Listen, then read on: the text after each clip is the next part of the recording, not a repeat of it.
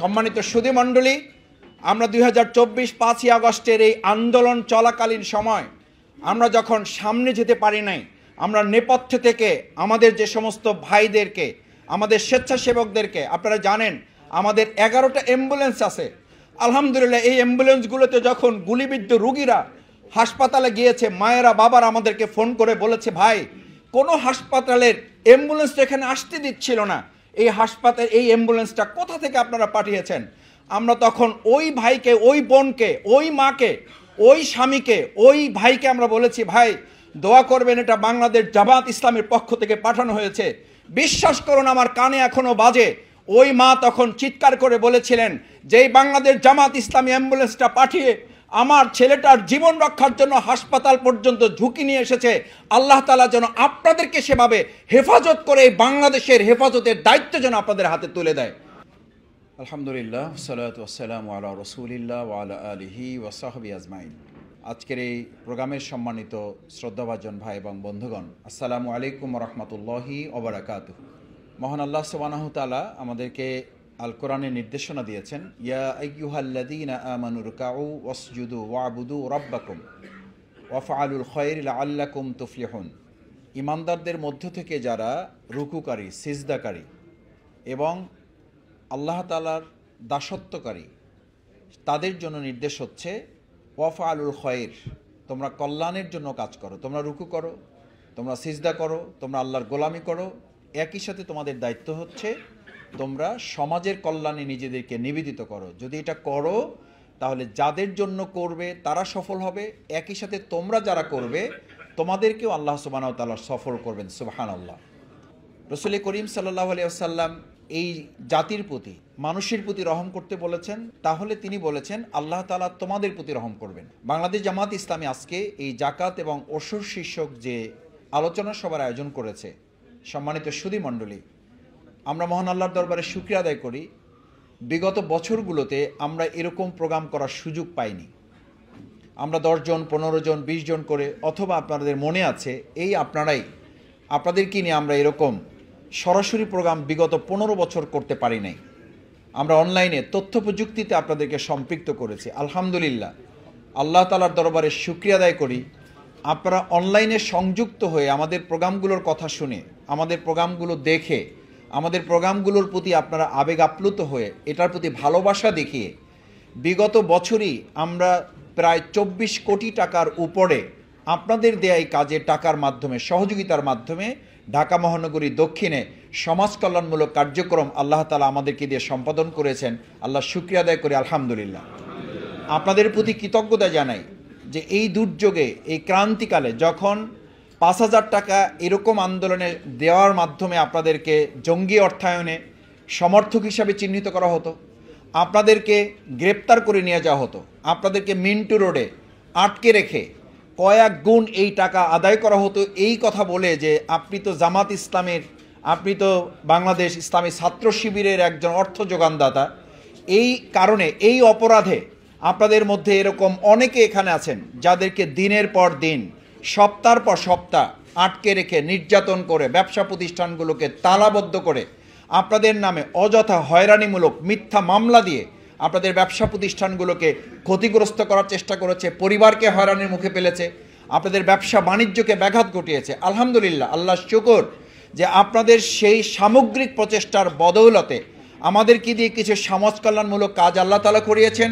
আর তার পাশাপাশি আল্লাহ সুবহানাহু ওয়া তাআলা 2024 সালের 5ই আগস্টে সামগ্রিক কাজের ফলস্বরূপ, সামগ্রিক কাজের উপহার স্বরূপ তিনি আমাদেরকে আজকে এরকম একটা উন্মুক্ত পরিবেশ দান করেছেন। সেজন্য আল্লাহ সুবহানাহু ওয়া তাআলার দরবারে আবারও অন্তর খুলে আরেকবার শুকরিয়া আদায় করি, আলহামদুলিল্লাহ। সম্মানিত সুধী মণ্ডলী, আপনাদের নিশ্চয়ই মনে থাকার কথা, যখন করোনাকালীন সংকট শুরু হয়েছিল, সরকার যখন কাজ শুরু করতে পারে নাই, আপনাদের দোয়া, আল্লাহর একান্ত মেহেরবানি, তার করুণা, বাংলাদেশ জামাত ইসলামী আমাদের ভাইয়েরা ঝুঁকি নিয়ে রাত 2টা, 3টা, 4টা ভোর রাতে অ্যাম্বুলেন্স নিয়ে, অক্সিজেন সিলিন্ডার নিয়ে, পালস অক্সিমিটার নিয়ে আমাদের ভাইয়েরা পরিবারগুলোর কাছে গিয়েছেন। আমি মনে আছে রাত 3টা, 3:30টার সময় পরিবারগুলো থেকে আমাদেরকে যখন ফোন করে বাচ্চা শিশুর মতো মায়েরা, বাবারা, ভাইয়েরা স্ত্রীরা কান্নাকাটি করতো যে ভাই কোনো হাসপাতাল ফোন ধরে না, কোনো ডাক্তারকে আমরা পাচ্ছি না, কি করা যায়। আমরা যখন আমাদের ভাইদেরকে পাঠিয়েছি, বিশ্বাস করুন ভাইয়েরা, এর প্রতিদান আপনারা সবাই পাবেন।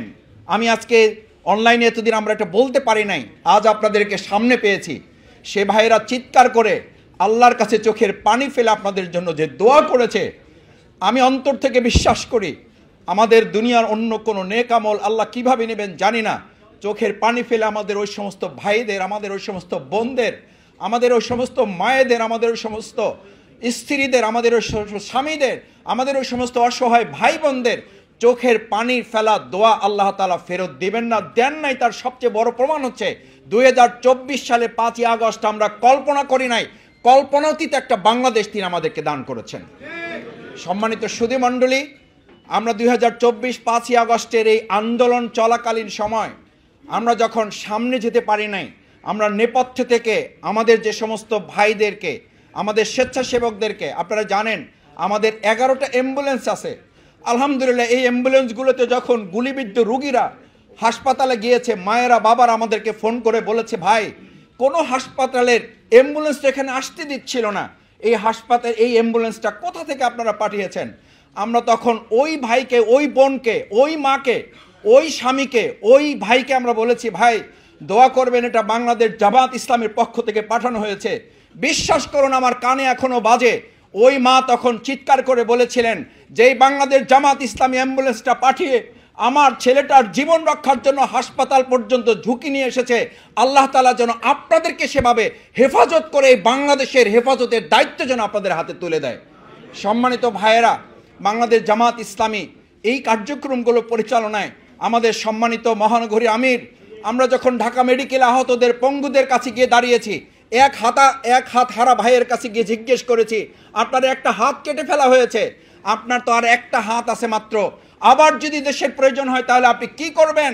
উনি শোয়া থেকে উঠে দাঁড়িয়ে আমাদের আমির, মহানগরী আমিরের জামাত, ওনাদের হাত ধরে বুকের সাথে বুক লাগিয়ে বলেছিল যে দেশে বাংলাদেশ জামাত ইসলামী আমাদের পাশে দাঁড়িয়ে আমাদেরকে সাহস জুগিয়েছে, আমাদের যদি প্রয়োজন হয় আমাদের আর একটা হাত না, প্রয়োজনে আমাদের জীবন দেব, তারপরে বাংলাদেশ ইসলামী আন্দোলনকে বিজয় করেই তারপর আমরা ঘরে ফিরবো ইনশাআল্লাহ। সম্মানিত ভাইয়েরা, সুধী মণ্ডলী, আজকে জাকাত এবং ওসর শীর্ষক আলোচনা, আপনাদের একটা প্রেজেন্টেশন সংক্ষিপ্ত দেখানো হবে। আমি শুধু এই কথাটুকু বলে শেষ করতে চাই, জাকাতের 8টি খাতই গুরুত্বপূর্ণ, কিন্তু আপনারা সবাই এটি জানেন, আমাদের শ্রদ্ধেয় আলেমে দ্বীন ডক্টর মাওলানা খলিলুর রহমান মাদানী ভাই নিশ্চয়ই বলবেন 8টি খাতের মধ্যে 7টি খাতই হচ্ছে রাষ্ট্রের দায়িত্বর পক্ষ থেকে তাকে পালন করা। যখন ইসলামী রাষ্ট্র বিনির্মাণ হবে তখন ওই 7টি খাতই রাষ্ট্র দায়িত্ব নিয়ে পালন করবে। তার আগ পর্যন্ত ফি সাবিলিল্লাহ, আল্লাহর জমিনে আল্লাহর দিন বিজয় করার জন্য, আল্লাহর দিন কায়েমের খাতে ব্যয় করাটা হচ্ছে ওই সমাজে যারা সাংগঠনিকভাবে একত্রিত হয়ে একটা রাষ্ট্র বিনির্মাণের কাজ করবেন। কারণ আপনি এতিমদেরকে দেবেন, গরিবদেরকে দেবেন, মিসকিনদের দিবেন। আমরা তো 50 বছর 53 বছর ধরে দিয়ে আসছি, কিন্তু আমাদের অভিজ্ঞতা কি বলে, আমরা যত দিচ্ছি জাকাত গ্রহীতা কি কমছে না বাড়ছে। অথচ ইসলামের বিধান কি ছিল? ইসলামের বিধান ছিল জাকাত এমনভাবে দেওয়া হবে পরবর্তী বছর জাকাত দাতা বাড়বে, গ্রহীতা কমবে। কিন্তু বাস্তবে তার ফলটা পাচ্ছি না কেন? সরকার উদ্যোগ নিতে ব্যর্থ হচ্ছে। আমরা বিশ্বাস করি বাংলাদেশ জামাত ইসলামী সরকারে নেই, কিন্তু সরকারের শ্যাডো স্টেট হিসাবে আমরা এই দায়িত্ব নিয়ে ইসলামী রাষ্ট্র বিনির্মাণে যদি আমরা এই কাজটা সম্পন্ন করতে পারি, তাহলে বাকি 7টি খাতের দায়িত্ব ইসলামী সরকারে পালন করবে ইনশাআল্লাহ। সেজন্য আসুন, বাংলাদেশ জামাত ইসলামী আপনাদের প্রিয় কাফেলা, যেই কাফেলাকে বিগত 15 বছর আপনারা আপনাদের বুকে আগলে রেখে এই কাফেলাকে এগিয়ে নিয়েছেন। 2025 সালে যখন অনেক উন্মুক্ত দ্বার আমাদের সামনে তৈরি হয়েছে, তখন জামাত ইসলামীকে প্রয়োজন হচ্ছে সামনের দিকে এগিয়ে নিয়ে যাওয়ার জন্য। আপনারা যেভাবে পাশে ছিলেন, এখনো পাশে থেকে আমাদের অনেকগুলো সেই উন্মুক্ত দ্বার, জনগণের যে প্রত্যাশা তৈরি হয়েছে, সেই প্রত্যাশা পূরণে যেন জামাত ইসলামী ঢাকা মহানগরী দক্ষিণ ভূমিকা পালন করতে পারে।